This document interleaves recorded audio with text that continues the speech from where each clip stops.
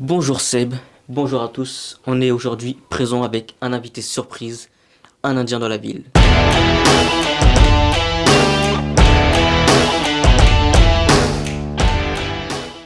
Alors j'ai entendu que tu allais bientôt sortir un spectacle. Du coup, j'ai voulu t'inviter pour cette première émission. Ça fait vraiment plaisir de t'avoir. Comment tu vas? Bah écoute, merci déjà pour l'invitation. Avec plaisir. Ça va, ça va. Comme un samedi matin, mais bon, il fait un peu trop froid là en ce moment. Mais C'est vrai, sinon, ça le, va. le froid est arrivé sur Paris et sur toute la France, mais bientôt le soleil reviendra. Et aujourd'hui, on va parler de ton futur spectacle. Mais avant ça, j'aimerais, et je pense que tout le monde aimerait en savoir un peu plus sur toi, sur ta vie. Donc, Mhm. est-ce qu'on pourrait aller parler un peu de ton enfance, puis de ta carrière, et comment t'en es arrivé là? Bien sûr. Donc moi, c'est Sébastien, mon nom d'artiste, un Indien de la ville, comme tu l'as souligné. En effet, oui. J'ai 29 ans, donc voilà. Je ne suis pas encore marié. Pour un Indien, c'est tard, hein. En général, les Indiens se marient à l'âge de 20 ans. Donc j'ai 29 ans, comme je te disais. Moi, j'ai été formé par Google. D'accord. Très bien, ouais. J'ai été formé par des gars de chez Google, qui étaient en Irlande. Voilà, c'est de là que j'ai monté, j'ai créé ma société en 2016.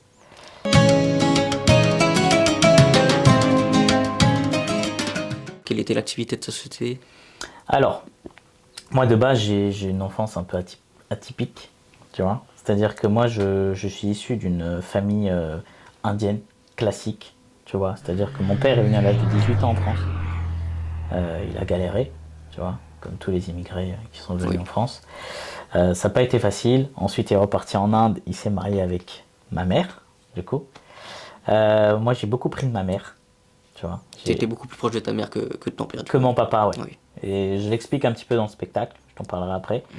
Moi, ma mère, il faut savoir que moi, j'ai connu le monde des riches et le monde, pas des pauvres, mais le monde modeste. C'est-à-dire que ma mère, elle est issue d'une des familles, je dirais pas les plus riches, mais une famille très très riche du sud de l'Inde. Donc le comptoir français, Pondichéry, Pondichéry, voilà, qui est très connu, très très dont je connu, suis oui. issu. Mon tata, du coup, mon grand-mère dans ma langue maternelle, grand-père, pardon, oulala, mon grand-père, excusez-moi les amis, c'est Il chaud t'en là. voudra pas.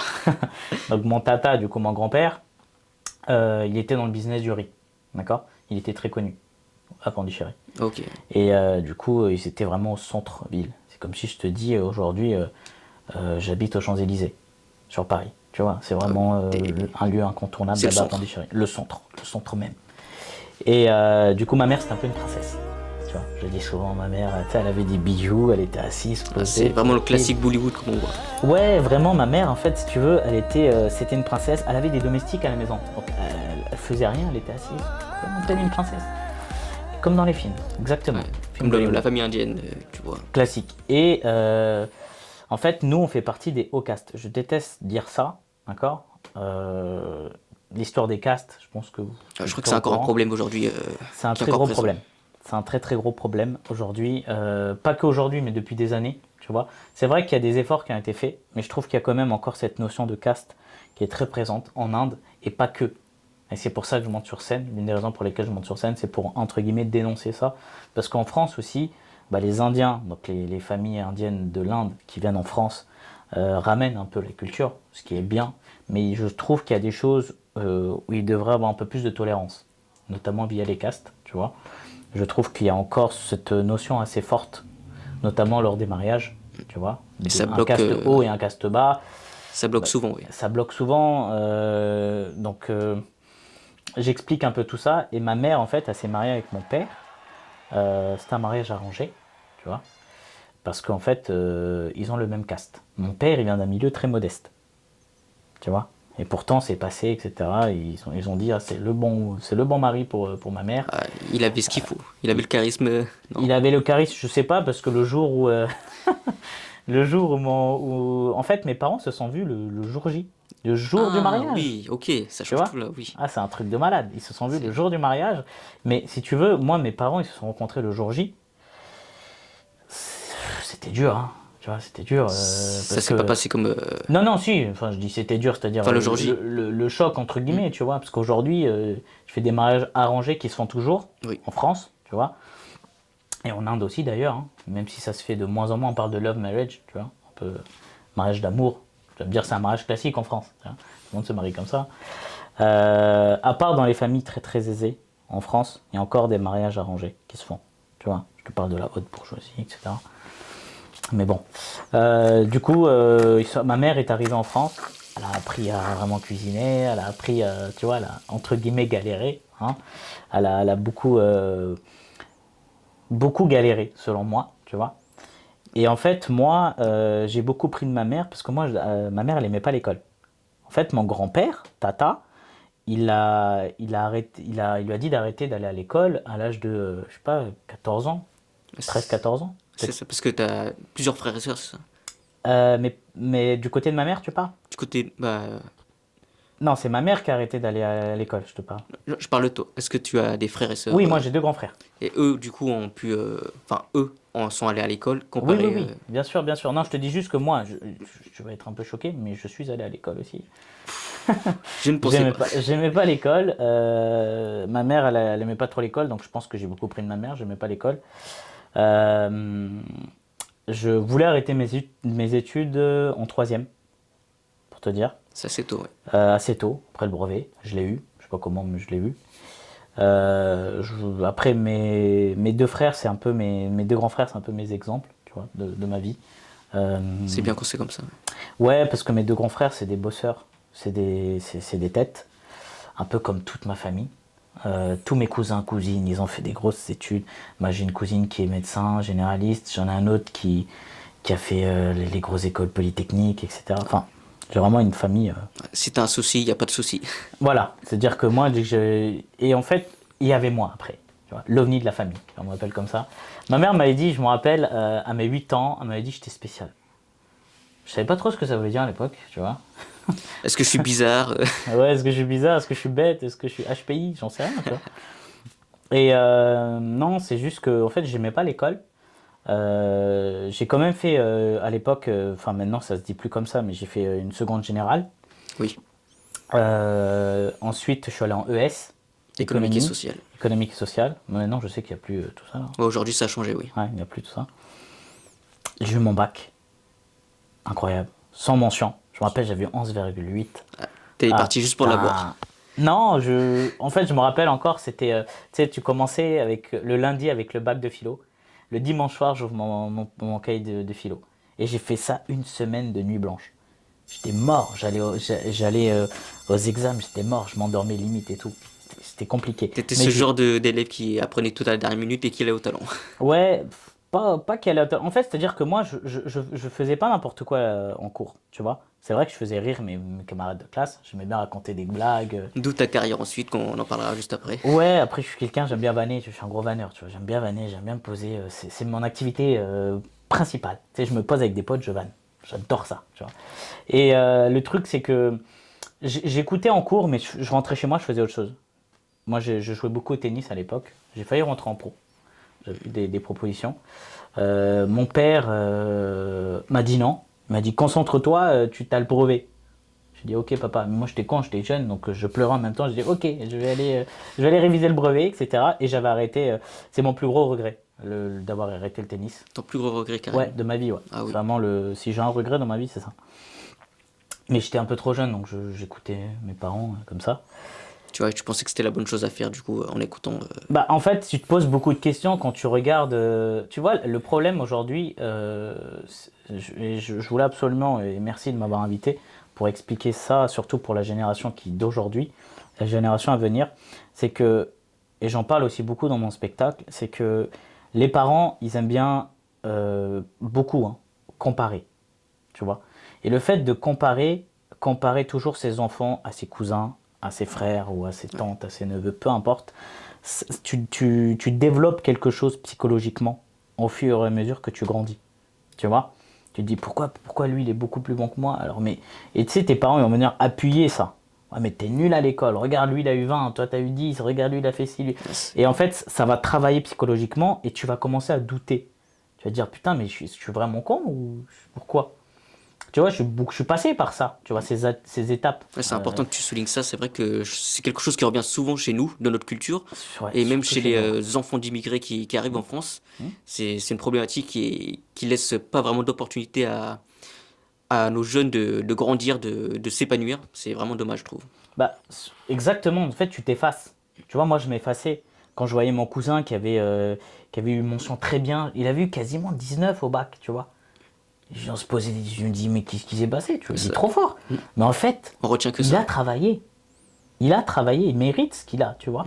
Moi, j'ai pas travaillé, j'assumais. Tu vois, je dis, j'ai pas travaillé. J'étais pas très loin de la mention, tu vois. Mais j'ai pas travaillé tant que ça, tu vois. Et en fait, moi, mon père, je sais que c'est pourquoi ça a été compliqué dans ma vie, c'est que heureusement que j'avais ma mère qui me soutenait et mes deux frères qui étaient vraiment là pour moi. Mais moi, après le bac, je voulais arrêter les études. Et là, mes parents, encore une fois, non, tu continues, regarde ton cousin, il fait ça, il fait ci. Je fais, ok, on va continuer. Donc j'ai fait une philo, pardon, j'ai fait du droit, un an de droit, fac de droit. J'ai eu mon année, Tu je l'as eu. sais pas comment. Ah, mais tu l'as eu. Voilà, Alors que c'est pas si simple, hein. ouais. Après, je devais peut-être rattraper des choses lors de la deuxième année, mais en fait, j'ai eu un gros décès dans ma famille. Et du coup, ça m'a un peu perturbé. Je me dis, toi, tu sais quoi, je voulais faire des études un peu loin. Et j'ai toujours hésité entre le droit et le commerce. Parce que j'aime bien parler, je pense que ça se voit, hein, j'aime bien blablater. Et du coup, je suis allé en commerce. Et j'ai fait un BTS commerce international, où j'ai eu Ok. la chance d'avoir été formé par des gars de chez Google. C'est à ce moment-là que C'est à ce t'avais pu. moment-là, ouais. Ok. Et là, je me suis dit, stop, je veux créer ma société. Mais pourquoi ce déclic? Il Parce est venu d'où? parce qu'en fait, je devais passer un entretien chez Google ensuite. Parce que ces gars-là, justement, qui m'ont formé, ils m'ont dit, vas-y, je te fais passer des entretiens chez Google en Irlande pour que tu sois pris. Ils m'ont proposé une grille de rémunération. Je dis, c'est incroyable. J'avais un bac plus 2 à l'époque, c'était 2 500 euros par mois. T'es nourri gratuitement, logé gratuitement. Et en Ah, plus, là-bas, fiscalement, en Irlande, c'est pas comme en France, hein. Et si tu dis oui, tu gagnes 3 000 euros, mais à la fin, tu as 1 500 euros au max dans ton compte, tu vois, avec le ah brut et le oui. net. Ok. Là-bas, c'est connu pour ça, l'Irlande. C'est un paradis fiscal, là-bas, tu vois. Mm. Bah, en Irlande, tu as Amazon, tu as Google, tu as la GAFA, tu as les plus grosses sociétés au monde qui sont là-bas. C'est pas pour rien. Et là, après, j'ai refusé. J'ai dit non, je serai jamais salarié. Parce qu'en fait, moi, je vis par rêve de gosse. C'est pour ça que ma mère, elle avait dit ce jour-là, quand j'étais gosse, que j'étais spécial. C'est là que t'as compris. C'est là que j'ai compris. Enfin, c'est ce qu'elle avait dit et c'est vrai parce que moi, je suis une personne. Moi, en fait, je vis par rêve de gosse. En gros, moi, j'ai jamais voulu être salarié.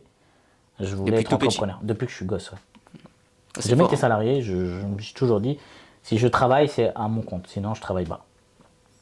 C'est, D'autres personnes, sont faits pour être salariés. D'autres personnes sont faits pour être entrepreneurs.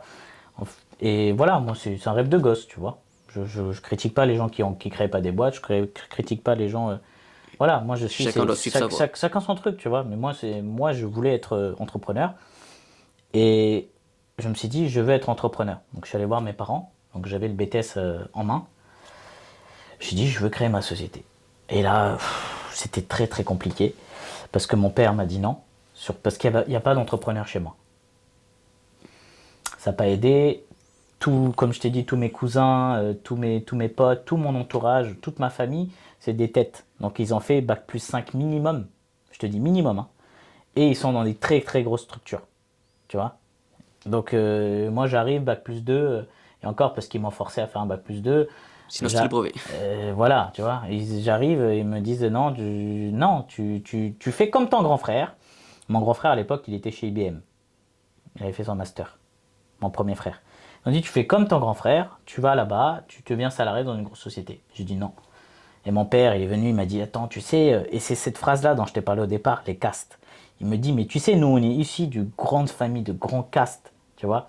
Et nous, dans nos familles, dans nos grandes familles, t'as C'est pas dans les pas, traditions, hein. c'est pas dans les traditions, nous, on est des gens discrets. Ça revenait souvent le mot, le terme discret. Comme tu le sais, les Indiens, ce sont des gens discrets. Ils sont très discrets, les Indiens. Et oui. Tu vois, On les entend pas. on les entend pas, mais c'est très bien, hein. C'est pas quelque chose que je reproche, au contraire, c'est une qualité, tu vois. Par contre, de camoufler et de vouloir effacer les envies de son enfant, c'est dommage, tu vois. C'est dommage parce que moi, je me bats pour ça, c'est il faut que tu fasses confiance un minimum en ton enfant, tu vois. Et moi, je remercie encore une fois mon père et ma mère et mes deux frères qui m'ont mis dans le droit chemin parce Ouais. que Tes je frères sais t'ont que sans soutenu eux, dans ce choix. Après bah oui, 3 non, heures mais de sans eux, patrouille, je sais que je serais en train de fumer du shit et Nathalie tout, parce repère qu'on un a dealer grandi dans connu des de quartiers pas Vénissieux. évidents. Tu vois, moi, tu sais, l'entourage. Le problème, c'est que quand tu traînes qu'avec des gens qui fument, qui boivent, tu vois, Ça c'est peut pas très vite mal évident. partir, oui. Bah, ça m'aurait pris une seconde pour dire vas-y, je vais tester. C'est parce que ma mère, elle a dit non, parce qu'il y a des belles valeurs, tu vois. Elle transmet de très belles valeurs, mes parents, ma mère, mes frères. Tu bois pas, tu fumes pas, t'es comme ci, t'es comme ça, tu sors pas la nuit, tu vas pas en boîte de nuit pour faire des choses bizarres, etc. Tu vois, ça restait ancré en moi, tu vois. Et donc mon père m'a dit non, non, non, j'ai dû me battre. Ils m'ont dit non, tu continues tes études. Après mon bac plus 2. Moi j'ai dit je continue mes études. Parce qu'ils voulaient le fameux Saint Graal, c'est le master. Oui. Tu dois avoir le master, sinon c'est mort, tu vois, le bac plus C'est 5. la petite étoile. C'est ça, si tu l'as pas, c'est mort, tu vois. Moi, j'ai regardé mon père, je me rappelle ce jour-là, je lui dis d'accord. Je regarde mon père comme ça dans les yeux, je lui dis ok, tu veux ton master, je l'aurai. Laisse-moi ouvrir ma boîte. T'as posé une condition. Ouais, je lui dis tu veux que je le fasse, ok. Padre. Tu vois, j'ai dit அப்போ donnant, c'est de la négo private après. placeல பக்கத்துல Je lui dis tu me laisses faire ma société. Il m'a regardé, il m'a dit, நான் உங்ககிட்ட tant தனியா que tu as ton பேசணும் master, sir tu fais ce que எதுவாக tu veux. இருந்தாலும் இங்கேயே சொல்லு. Donc je me suis inscrit en école de commerce et j'ai ouvert ma boîte en même temps. C'était trop dur.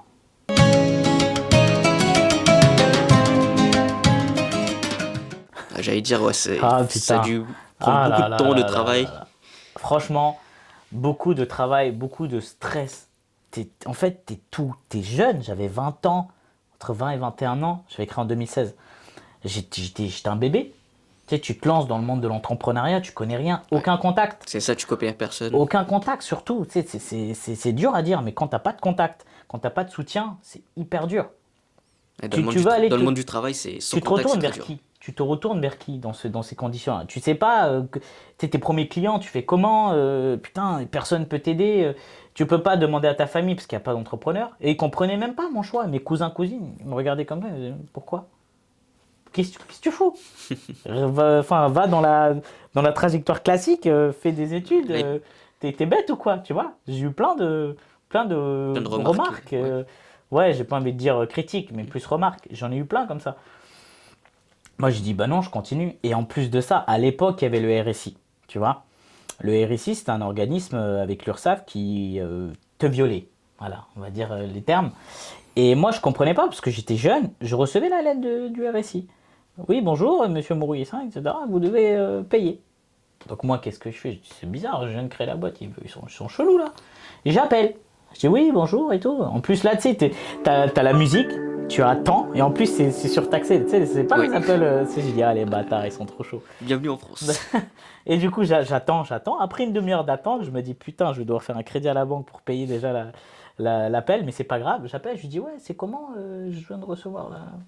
Ils me disent, bah, tu fermes ta gueule, tu payes. Ok, bonne journée. Tu vois, voilà, je caricature un peu, mais c'est ce qu'ils ont dit en gros. Ils ont dit, tu payes. Ah, t'avais pas de solution. Donc je paye l'URSSAF, le RSI. Bon, après Macron est venu, il a dit oui, on coupe le RSI, etc. Bon, finalement, il a incorporé dans l'URSSAF. Bon bref, ça c'est autre chose. Je n'ai pas envie d'entrer dans la politique, c'est pas le débat aujourd'hui. Et bah du coup, tu stresses, la nuit, tu dors pas. Tu vois, moi j'étais là, ma famille va découvrir cette vidéo, tu vois, mais ils sont pas au courant de tout ça. Mais T'as jamais pu en parler avec eux intimement. je peux pas. Je peux pas parce que même mes frères ils étaient dans les études, je voulais pas les embêter avec. Ma mère, elle était coincée entre mon père qui voulait pas que je crée ma boîte Oui. Elle avait, et entre son fils entre guillemets adoré, tu vois, désolé ouais, mes deux on va frères. dire, elle avait le cul entre Mais, deux chaises, l'expression. Oui, c'est ça, elle était coincée et je pouvais pas en parler. Là, il y avait des nuits où je dormais pas. Je dormais pas, j'ai dit putain, comment je vais payer l'État? Comment je vais payer l'URSSAF? Comment je vais payer ici? Putain, je fais pas assez de chiffres, merde, j'ai des charges à payer. À 21 ans. À côté, j'étais à l'école en fait. En plus de ça, j'aimais pas l'école, donc sur le gâteau, quoi. Putain, tu vois, c'était... Et je me disais, merde, il faut absolument que j'ai mon master, sinon mon père, il va me dire de fermer la boîte. À chaque fois, je me rappelle encore, ça m'avait marqué, à chaque fois, je recevais une lettre. Une lettre, tu sais, de l'URSSAF, des trucs pour payer, tu vois. Oui. Et moi, j'avais peur que mon père, Il la voyait. il la voyait. Et un jour, il avait vu, ça me rappelle un jour où il avait vu la lettre, tu vois. Il m'a dit, ouais, on te réclame, je sais plus c'était quoi la somme, 1000 euros, mais je t'avais dit de pas ouvrir la boîte. Regarde, t'es dans des problèmes, comment tu vas payer ça? En plus, tu gagnes même pas assez d'argent et tout. Alors qu'il voyait pas les comptes, hein, mais bon, tu connais mon père, voilà.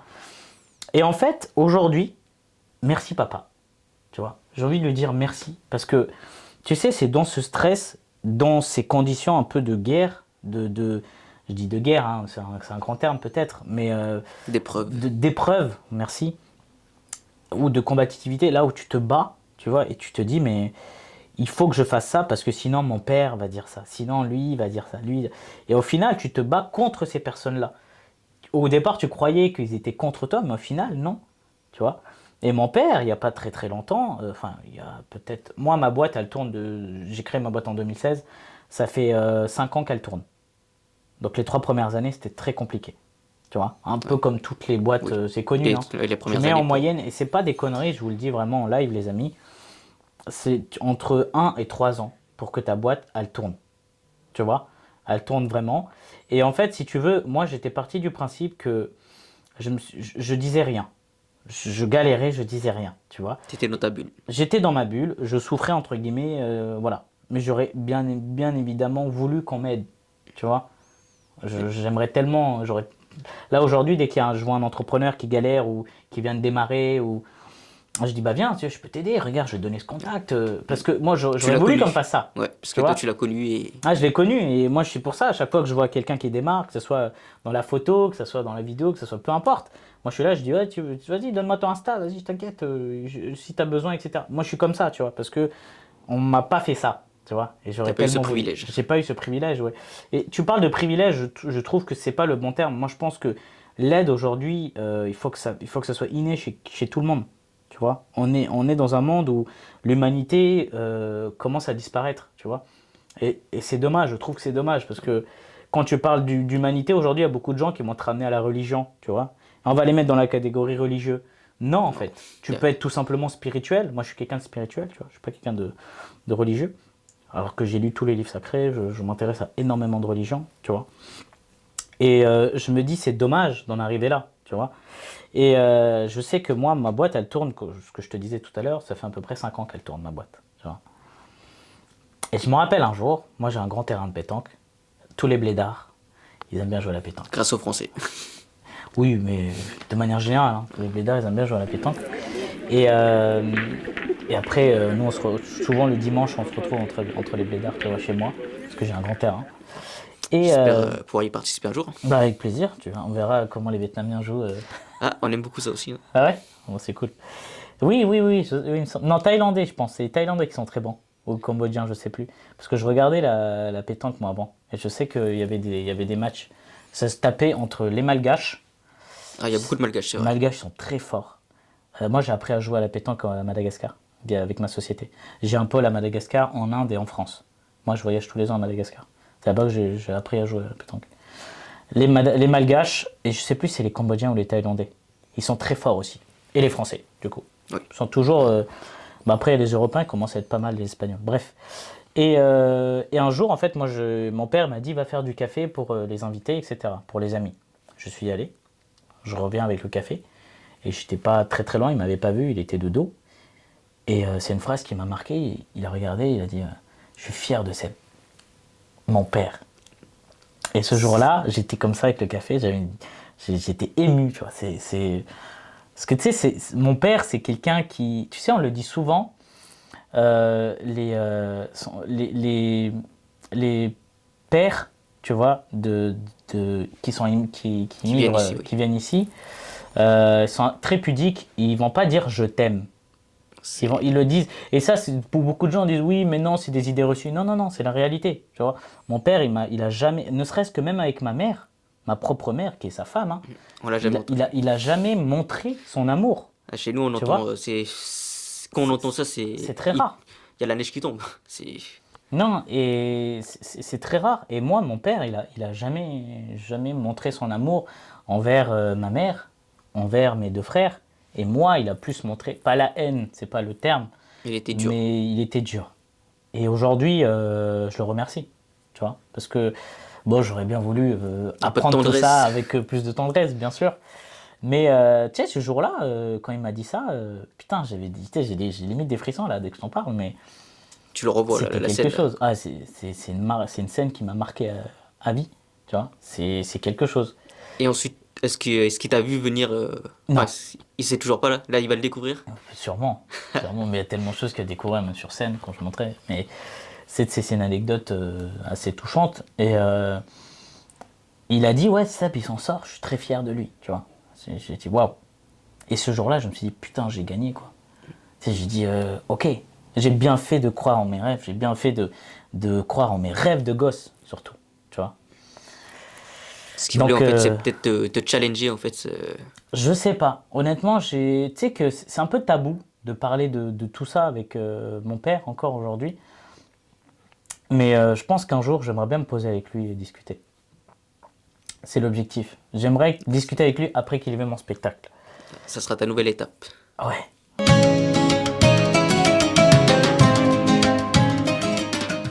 Ensuite, en parlant justement de cette étape-là, donc moi, ça fait très longtemps que j'écris sur l'Inde, tu vois. Ça fait, je pense, entre 5 et 10 ans que j'écris. Des vannes, tu sais, des trucs super drôles sur l'Inde. Tu vois, il y a des choses aujourd'hui que je me dis, ça fait des années, je me dis, on va attendre qu'il y ait un Indien qui vient à la télé ou dans le showbiz. On va attendre. Tous les ans, j'attendais. J'attendais. J'ai dit, putain, il n'y a personne, il n'y a pas d'Indien connu. Tu sais, ça fait chier, tu vois. J'ai dit, À la vas-y. télé, dans le sport, à la radio, à la musique, on voit jamais en Rien. France. Jamais. Il y a des Asiatiques, tu vois. Il y a des Rebeux, il y a des Renois, il y a de tout. Je me dis, putain, fait chier, tu vois. Et là, j'attends. Il n'y a pas. Et tu t'es dit, il faut que je me lance. Non, même pas là, même pas là. Je me suis dit, c'est dommage et tout, parce qu'en fait, moi, j'ai une histoire particulière aussi. Il faut savoir que mon père, il avait un meilleur ami, c'est un Sénégalais, d'accord. Et en fait, moi, j'ai été élevé par les Indiens, mais également par la communauté africaine. Très belle communauté. Très belle communauté. Moi, on me dit toujours, je suis un Congolais. C'est comment je suis sapé. Ça me dit, ah oui, moi, je blague pas. Sur la sape, non, je blague pas. Et du coup, moi, je parle un petit peu le Wolof. Ouais. Incroyable. Ouais, je parle un petit peu le Wolof parce que le meilleur ami de mon père, paix à son âme, il est décédé, mais il m'a beaucoup. Je t'ai dit, il était avec moi quasiment tous les jours, de mes 8 ans jusqu'à mes 18 ans. Je le voyais quasiment tous les jours. C'est Et un il grand parlait frère. avec moi, on se posait, c'était quelqu'un qui aimait bien parler, donc moi, tu sais, je parlais avec lui. Et Ça n'a pas changé, ça. non, ça n'a pas changé, non. Je pense que c'est lui qui m'a transmis ça, je sais pas. J'aime bien raconter ma vie. Et il vient, il se posait, donc il me parlait un peu dans sa langue, il me disait ça, tu dis comme ça. Par exemple, bonjour, on dit Nangadef, tu vois. Donc coucou à tous les Sénégalais qui nous regardent. Et, euh, et si tu veux, pour revenir à ce que je te disais, c'est que c'est lui, il a été aussi une de mes sources d'inspiration aujourd'hui, de motivation. Il m'a toujours dit, Sam, si tu veux te lancer dans la partie professionnelle ou autre chose que professionnelle, vas-y. Écoute pas ton père, personne. Tu vois, il m'a motivé. Ça a été l'antagoniste de ton père. Ouais, ouais, ouais, vraiment. Et donc il y a un an à peu près, j'ai eu un photographe, tu vois, qui sera prochainement sur la partie professionnelle, sur MSB. Et on parlait et tout. Il m'a dit: «Ouais, mais c'est super intéressant». On parlait comme ça et un jour, il me dit: «Tu faire quoi de plus en dehors de LSC, en dehors de ta société?» Je lui ai dit: «Franchement, j'ai des messages à faire passer et j'aimerais montrer à la France ce qu'est l'arme, Personne n'est fixé. cacher les». Ouais, mais en fait, au-delà de voilà, en fait, au-delà des clichés, il y a énormément de choses. Par exemple, moi, je me pose avec, j'aime pas dire avec des Français parce que je suis même français, toi aussi, mais je me pose avec, des blancs ou peu importe, tu vois? Peu importe la autre que indien. D'accord? Ceux qui connaissent pas le principe. Voilà, je me pose, on discute comme ça et on parle souvent de mon mariage, tu vois? Forcément, ça revient toujours, hein? Grand sujet de mon spectacle et je dis: «Tu es au courant mon ami que c'est la femme qui a pris la 2?» Et là, crise cardiaque. Il dit: «Non, c'est pas possible, non!» Je dis: «Beh si les gars, vous savez pas?» «Non, je savais pas». Je fais: «Bah ouais». Parce que chez les chrétiens, chez les musulmans, chez même d'autres religions, souvent l'homme qui a pris la 2. Tu vois? Tout le monde est au courant de quand je dis ça, il me dit: «Non, c'est vrai». Et après il me dit: «Mais putain, vous êtes 3 garçons à la maison, vous devez être bien et tout, hein». Je fais: «Ah oui, on est bien, on est bien». Sauf que bon, ça en France, c'est un peu la femme apporte la dot, mais beaucoup moins, c'est beaucoup moins qu'en Inde. En Inde, putain, je me rappelle, j'ai un cousin, enfin, j'ai une cousine, elle s'est mariée, rien que parce qu'elle s'est mariée avec un Américain. Bon, c'est un Indien qui est allé hors d'études et qui a fait ses études et qui est revenu ici, hein. Ça, ils le disent pas, tu vois? Ils disent juste: «Ouais, il se marie avec un Américain» et le mec est venu, je me rappelle, j'étais mort de rire. Il s'assoit en face de mon oncle comme ça, il dit: «Bon, écoutez, c'est très simple. Je me marie avec une fille, je veux une Rolex, je veux une BM, je veux ci, je veux ça, je veux la maison là-bas». J'ai dit: «Ouais, il t'a accepté?» Si je regarde mon oncle, «Il t'a accepté?» Il me dit: «Bah non». Mais en fait, il a donné la moitié des choses, hein. Ah oui? Non, ouais, il a donné la moitié des choses. Et en Inde, oui, c'est un peu plus, on va dire, culturellement, traditionnellement, ça passe mieux. Ici, non. Ici, je sais que mes frères se sont mariés, c'était 50-50 le mariage, un peu à la européenne, tu vois? Donc voilà et du coup, pour revenir à ce que je te disais, mon père, quand je lui ai annoncé que j'allais monter sur scène, c'est tâche, heu, il pouvait pas faire pire qu'avant, hein. Mais bon, non, mon père, il m'a dit: «Pourquoi?» Déjà, il dit: «Pourquoi?» Il dit: «Tu oublié de quelle caste on vient?» Et cetera. Parce qu'en fait, on fait partie des castes les plus hauts.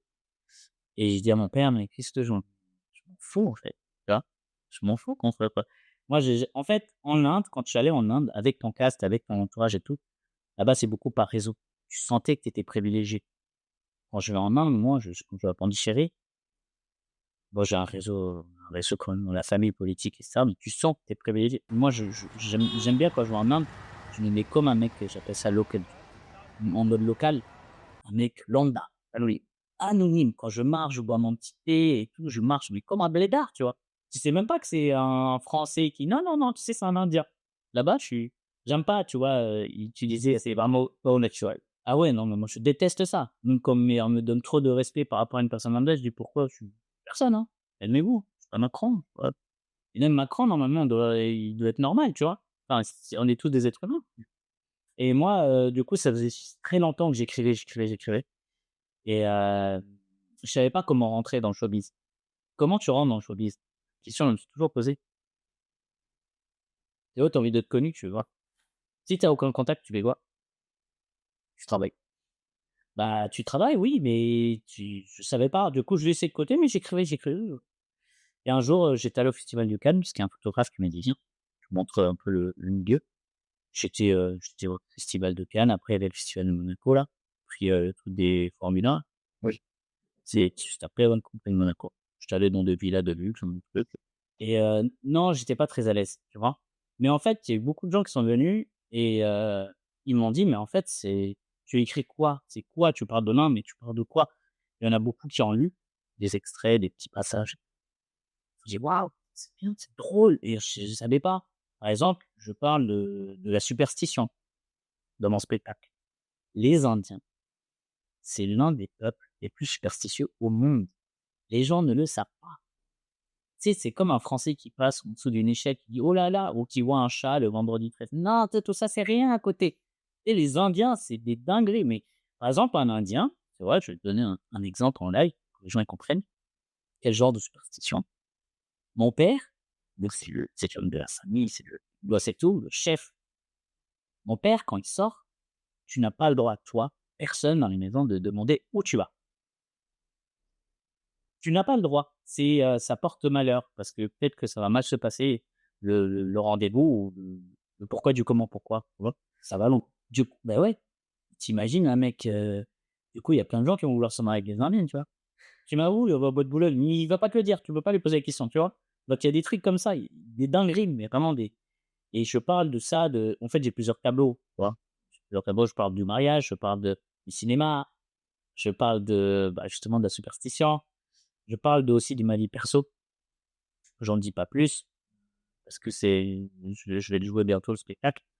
Mais, tout ça pour te dire que quand moi je suis allé, dans ce monde-là, je suis rentré notamment via une personne qui à la base on s'était vu sur la partie pro et c'est un Indien et il me voit et tout, il me dit: «OK, ça m'intéresse ce que tu fais» et cetera. Alors que là-bas, j'ai même pas vu pour, la partie, artistique, hein et il me dit: «OK, je veux bien te produire». Je dis: «Hein? J'ai pas compris». Il dit: «Ouais, je veux bien te produire». Et il s'avère que ce cher monsieur aujourd'hui, c'est le président de Miss India, tu vois? On était intéressé par mon profil et encore une fois, on ne s'est pas vu dans ce cadre. Mais c'est ce que tu as dit tout à l'heure, c'est que il a dit qu'il y a pas de franco-indien connu en France. Il y a pas de franco-indien humoriste et surtout qu'il parle de la culture indienne et moi, je veux pas forcément me moquer des Indiens parce que je suis indien, mais je veux dénoncer certaines choses, tu vois? Via l'humour. Tu veux casser les tabous Je veux casser les tabous, je veux aussi qu'on grandisse en regardant le spectacle et je veux aussi apprendre. En fait, je veux que les Français, les personnes en tout cas qui viennent regarder mon spectacle, ils disent: «Ah OK, en Inde, c'est comme ça». et c'est un choc pour beaucoup quand ils pleurent en Inde, ils voient que c'est pas vraiment les Ça n'a rien à voir, il y a des choses, il y a rien à voir. OK, tu sais, dans le Bollywood, les choses un peu exagérées et cetera, oui, ça se fait de moins en moins aujourd'hui. Mais oui, ça se fait. Mais ce qui est dommage, c'est que les gens, ils jouent pas sur le fait qu'aujourd'hui, par exemple, Bollywood, c'est numéro un mondial au cinéma. et oui. Tu vois? On va plus jouer sur les idées reçues que sur les bons points. Oui, à se bloquer sur Et c'est pareil dans tout. Je te parle pas que des Indiens, je te parle par exemple, tu allumes BFM, tu allumes CNews, tu vois, tu parles des musulmans, ils parlent de ci. Mais les gars, qu'est-ce que vous savez des musulmans en fait, concrètement? À part la télé, les journalistes ou les gens qui parlent de ça. Il y a énormément moi je suis pas musulman, je suis déjà allé à la mosquée. J'ai eu énormément de potes musulmans. Faut arrêter de dire des conneries, tu vois? Donc on revient toujours au même principe qu'aujourd'hui, c'est le manque de connaissances qui fait que les gens parlent pour rien, tu vois? Et ce manque de connaissances-là, aujourd'hui, c'est le point d'entrée qui fait qu'aujourd'hui, beaucoup de gens restent sur les idées reçues, tu vois? c'est un problème très général. Et moi, je me dis: «Mais en Inde, aujourd'hui, OK», parce qu'ils disent: «Oui, c'est très ça en Inde, oui, c'est comme ci, c'est comme ça». Mais en fait, en Inde, pour moi, l'Inde, c'est pas juste un pays. Pour moi, c'est un univers tout seul. Parce qu'en Inde, c'est pas comme la France, ça continue tout seul, mais c'est un truc de ouf. En France, tu vas à Toulouse, tu vas à Marseille, il y a des petits changements, il y a l'accent, il y a les spécialités, mais tu restes en France. En Inde, tu fais 200 kilomètres, tu vas dans une autre région, c'est une autre langue.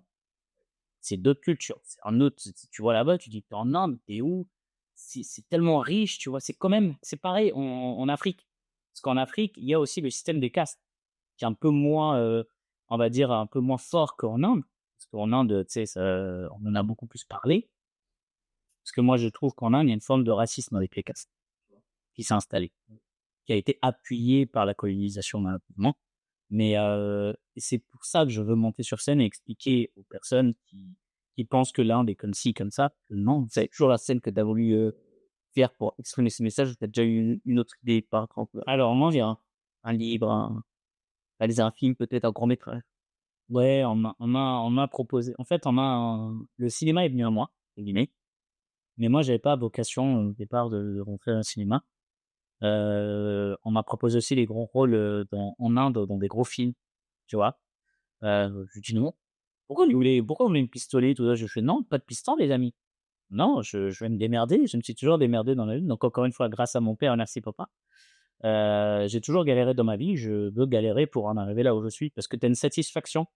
En fait, on dit toujours les personnes, ils ont soif de quête, tu vois? C'est la quête qui m'intéresse et quand tu arrives à satisfaction, c'est-à-dire que tu atteins l'objectif, bien. Et moi, je veux travailler dur, monter sur scène, expliquer des choses. Ça va plaire ou comme ne pas plaire à certaines personnes. Tu peux pas plaire à tout le monde, hein. Tu vois? Que tu fasses de la musique, que tu fasses je sais pas moi, il y a Jul qui va nous passer par la tête, mais Jul, il plaît pas à tout le monde. Pourtant, Aya Nakamura, on en a parlé des tonnes, on a fait des débats de malades pendant les JO. Ouais, mais si elle est là, c'est pas pour rien. OK, elle te plaît pas peut-être à toi, mais il y a pas qu'il aime. Tu peux pas plaire à tout le monde. Qu'est-ce que soit le domaine, à part Brad Pitt qui plaît à beaucoup de gens, Du sang euro? ouais. Mais en tout cas, tu peux pas plaire à tout le monde. Moi, aujourd'hui, l'idée, c'est vraiment, comme je t'ai dit, d'avoir on va dire, un aspect, une finalité éducative ici, tu vois? Mon spectacle. Parce qu'un spectacle, c'est une leçon. Oui, après, je suis personne pour donner des leçons, tu vois? Mais, j'irai pas jusque-là. Mais en tout cas, je veux, essayer, aller vers l'avant pour que les gens réfléchissent et se disent, «Putain, peut-être qu'il faudrait», par exemple, vis-à-vis de l'éducation des enfants, je parle un petit peu, tu vois? Je parle de ma vie aussi, tu vois? Et de l'Inde et de ma vie et de mon parcours un peu atypique. C'était un plaisir d'être à moi aujourd'hui sur mon média pour le premier épisode.